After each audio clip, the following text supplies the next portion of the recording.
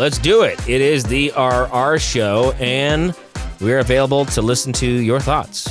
Send us a note, redditreadings.podcast@gmail.com. That's redditreadings.podcast@gmail.com. Okay, let's kick it into this episode. Andy will be with you, and he's going to be starting things off with... by the way, my name is Vince, if I hadn't mentioned that yet. Andy's going to be reading from r/MaliciousCompliance. User, Moonlover10792. You want a man to help you? No problem. One will clock in soon.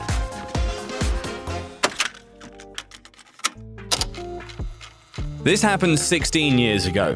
When I was about 20 years old, I was a department manager in a big box hardware store. People said I acted 25, but I didn't even look 18. As a young female, I saw my fair amount of sexual discrimination, but the worst always came from women. This is the story of one such woman. I managed the paint department. I had 3 associates who worked for me. They loved me as a boss because I bought them a department radio, took the shifts they didn't want, worked Friday close and Saturday mid so my 2 younger guys could have time to have fun on Friday nights. And the older gentlemen took early Saturday mornings so they could sleep off their fun. In trade, I gave the older gentleman his ideal schedule. My team was awesome. One day I was in the department alone and a lady came up and asked me where she could find the 5-gallon oil-based primer. I let her know that my location didn't carry the 5-gallon size of that primer. She told me that we did and said that it was shelved right there, while suggesting I was too stupid to remember.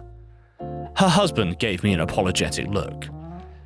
I let her know that another location had what she was looking for and that it was in fact that exact location in that store. She let me know how stupid she thought I was for thinking she could mix up stores.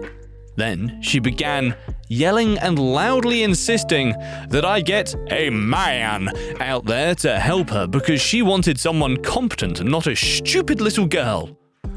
Her husband actually tried to step in at that point, but I just smiled and let her know that a male paint associate would be clocking in any minute and that I would be happy to direct him to her as soon as he's on the clock. I smiled and waited for Joe to clock in. Joe was great, and I knew he could handle this, or I wouldn't have put him in the situation. But Joe was also new. He was learning things super quick, but he still relied on the rest of us for help. When I saw Joe walking in, I quickly said that there was a customer who needed help. I let him know that she was upset and asked him to do his best to answer her questions. Joe walked up to the lady and she said, "Finally, a man!" She asked her question, explained where the product should be, and waited. Joe calmly let her know that he had never seen us carry 5-gallon size of oil-based primer, but said he could check with the paint department manager. She was happy and loudly said she was happy to be getting some real help. Joe walked up to me and started to ask me about the 5-gallon oil-based primers. The lady quickly walked up and asked him what he was doing. He turned and said, "Oh, this is my manager, she runs the department." The husband laughed out loud, the woman stormed off, and I bought Joe lunch. This next one is from Club Wag. Shady Boss lied about my position to keep me from policy-allowed benefit for years.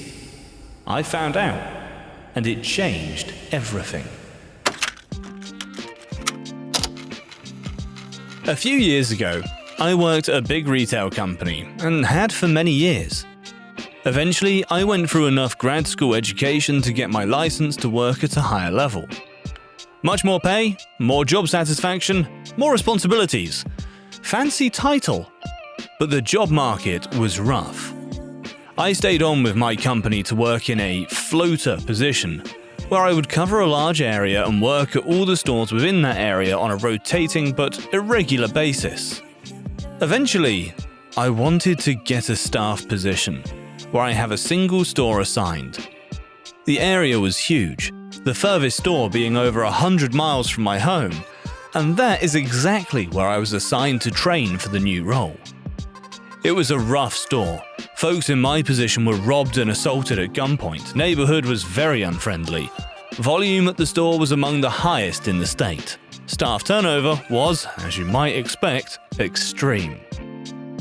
Well, after training, I wasn't really being scheduled to float to other stores. Once a month, at most. I asked to be scheduled a little more diversely, since most of the stores in my areas were much closer to my home and didn't require 4 hours of driving a day. Bossman told me I was the only floater experienced enough to handle that store. I didn't buy it. But what can you do, right? Well, a colleague told me about the mileage reimbursement policy. Floaters working at a store more than 50 miles from home can file for reimbursement for mileage over that 50 miles each way. Can even include meals. So, I filled a few of these out and sent them to my boss to sign. He didn't quite refuse, but he never actually signed and filed them. I suspect as soon as I left his office at our district centre, he tossed them out. Bossman tells me later that they must be lost in the system. Eventually, the same colleague showed me how to fax those same forms to accounts payable, bypassing the district bossman. So, I started doing just that. One day, bossman calls me in a panic. He wants me to stop filing the forms. I asked to be floated closer to home, but he won't budge. He needs me at that miserable store.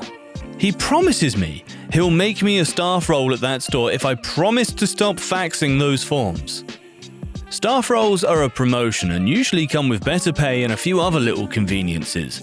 So, I agree. Bossman said there won't be a pay bump right away, but that it will come down the road. Yeah, that never happened. 2 years later, the situation at the store had become too toxic for even me. I asked to step down from the staff position to be a floater again and be allowed to float to other stores. Bossman says that I'm already a floater, never was in a staff position, but that he can't let me work at other stores because it's better for me and the customers if I stay there for familiarity. Floaters do not get scheduled to stores exclusively, so I'm being singled out because they're still desperate to cover that dump of a store. I'm livid, so I start looking. It took me months, but eventually I found an opportunity to make my dream career transition. I put in my formal notice, and that is when the fun started. Remember that whole mileage reimbursement policy? Well, I kept meticulous track of all my shifts, and there is no statute of limitation baked into the policy. So I started filing out those reimbursement forms to retroactively cover every single shift from the past 2 odd years. I skipped the meal part since I didn't want to go through all the effort of finding receipts. I had a friendly store manager sign off on them, and I started sending them to accounts payable directly again. I didn't fax them all in at once, but for each shift in my final 2 weeks, I faxed a few dozen in. We still have fax machines in that line of work, believe it or not. I figured, well, what do I have to lose? Worst case scenario, accounts payable declines the forms. On my last few shifts, I started getting the checks from accounts payable. Not added to my paychecks, but sent to me directly. Mileage reimbursements are non-tax deductible income, so this was all tax-free money coming to me. It must have taken a while for the charges to show up on a balance sheet because a few weeks after my final paycheck, I got a call from my now former boss man, and he wasn't happy. He got some big loss prevention manager involved, and together they started saying I was breaking some rule by requesting the payments. They specifically claimed I was ineligible because I agreed I wouldn't be eligible in a staff position. Then they threatened legal action against me if I didn't remit the full amount back the same week.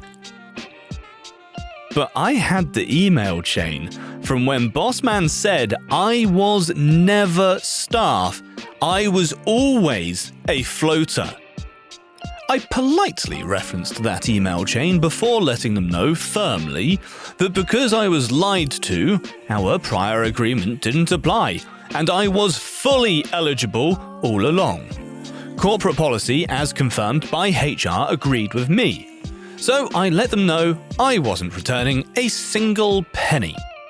In the end, the reimbursements amounted to well over $21,000, and I transitioned into my new dream job. I could say that I would trade that money back for the time I lost commuting to that miserable store, 4 hours every shift, but all that pressure motivated me to making the best career move of my life. The great satisfaction of not only professionally surpassing my boss, but getting to tell him that his lies cost him way more on the way out is almost priceless. I also shared my story and method with many colleagues who were being told wrongly by the boss man that they didn't qualify for this policy. This one is from someone you don't know, 70. Won't compensate me for my fence? Then compensate me 100 times as much for my crops. The malicious compliance in this story is not mine. It's my brother-in-law's. Some of the details may be slightly off, but the overall story is true. My brother-in-law grows avocados in California. Now, several years ago, a portion of his ranch was ravaged by a wildfire, or so he thought at first. When the smoke cleared, it became obvious that the fire was caused by an electrical line that was blown over by strong winds and had landed on his fence, catching it on fire. Since he'd been planning on diversifying his crops anyway, he decided he'd simply replace his fence, replant, and move on. To that end, he called up the electric company that owned the downed line and asked them for about $10,000 in compensation to replace the fence that had been destroyed by their electrical line. They denied any and all culpability in the matter and told him that he should sue them if he didn't like it. What the electric company didn't realize was that my sister, his wife, works full-time as a corporate attorney for one of the largest utilities in California, defending against cases just like this one. At first, she was concerned that this utility company was a subsidiary of her employer, in which case there'd be a massive conflict of interest. Apparently, legal departments frown on their employees when their husband is suing them. Go figure. Thankfully, after some investigation, she realized that the utility in question was completely independent of her employer, and at that point, the gloves were off. My sister didn't represent her husband because she's typically on the other side of these cases, but she did advise him on everything he needed to bring to court to win his case, and she helped him find a very reputable lawyer with a solid record of winning cases like these. Not knowing what they were up against, the utility company persisted in refusing to negotiate, hoping that by forcing my brother-in-law to trial, he would simply give up and go away. Spurred on by my sister's insistence that he had a solid case, he called their bluff and went to trial.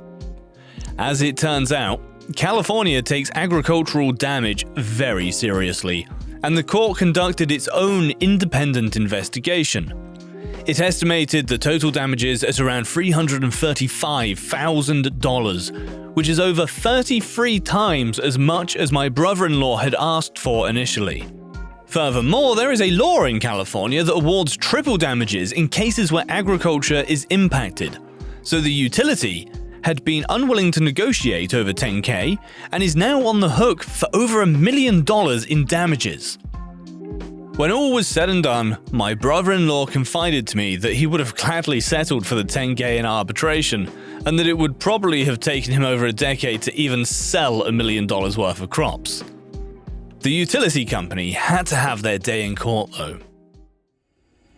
This next one is from Controlled 01. How much do you want exactly? I deliver bulk water to people who don't have access to city water or their own private well. For nearly all customers, it's a simple process. Either they call for deliveries or they have agreed to automatic deliveries. When I show up, I hook the truck up to the fill pipe and start pumping, and either listen to the vent or hook up to an installed alarm in order to know when the holding tank is full. Now, this particular customer had their holding tank installed in a small utility room next to their living room, and didn't install a vent to the outside, and refused to allow us to install an alarm because they didn't want us to put the 1/4-inch hole in the wall to run the alarm wire. Solution? They call when they need 2,000 gallons of water, and we show up and we pump exactly 2,000 gallons of water.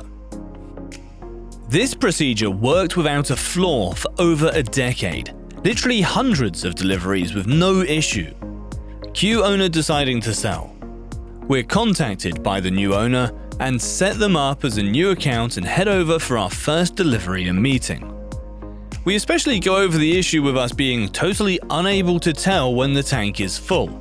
We offered to install the alarm, again for free, but they declined. So we let them know when they call for water, they must be sure they have enough room in the tank for 2,000 gallons, or to let us know how much water they have room for. We went over this several times, and they laughed, saying they understood and would be calling when they were below the 2,000 gallon mark. 2 weeks go by and we receive a message on our answering machine from the new customer. No gallon amount is specified. This sets off a warning bell though, because it was a household of 2, and it's only been 2 weeks since we filled them last. That's highly abnormal. We expected more like 5 weeks. So we call back just to double check. No answer, so we leave a message asking for confirmation. A couple of hours later, we try again. By the next day, we had left 4 messages asking them to confirm that they were ready for a full load. No reply. Well, they did call, so boss sends me out. I knock on the door as a last attempt. Still, no answer. So I hook up, start the pump, and set the timer so I don't over-pump while reading my book. 15 minutes later, I hop out to check the water meter. 1,700 gallons. I watch for the next couple of minutes and shut it down. That's when I hear the front door burst open and the woman who bought the house and had called us in yesterday is screaming to shut the water down. There is water everywhere. What the hell are we doing? This woman has been ignoring our calls and even ignored me at her door, and now she is screaming at me. Apparently, she had called when the tank was half full instead of down below the mark showing where the 2,000 gallons is, and just disregarded all of our messages and didn't feel like talking to me when I knocked. So now, she has 700 plus gallons of water in her living room. Boss was called out so she could scream at him. Husband came home from work so he could scream at us. For reasons, I guess. They made a lot of demands about how we were going to pay to fix it. Ha! Nope. Boss laid down how we saw the situation. You can keep the water free of charge, just don't call us for water anymore. Y'all too stupid to work with. Never heard from them again. Aww, broke my heart. Last story for today.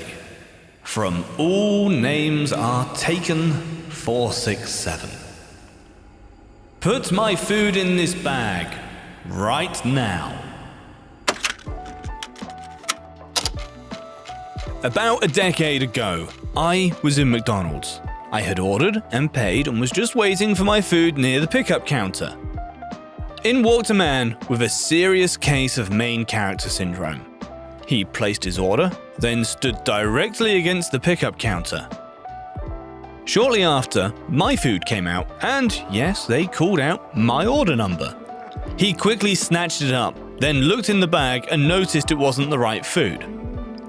Since there was obviously no chance he could have made the mistake, he started to complain, yelling that they gave him the wrong food.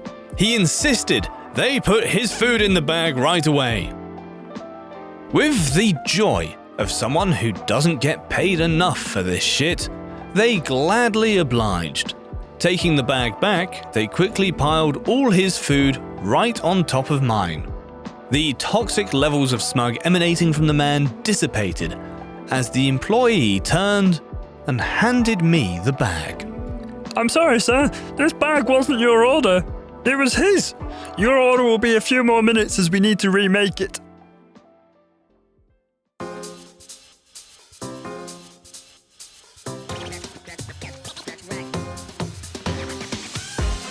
So thanks for being with us. The RR Show is a production of Evergreen Podcasts and Wessler Media. Now, if you'd be so kind, please follow or subscribe to our show wherever you get your podcasts. And if you're feeling extra nice, you might as well leave a 5-star review. But for more, visit the website, rrshow.com. That is rrshow.com. I'm your host, Vince. Thank you to my producer, Kevin, and we'll see you next time here on The RR Show.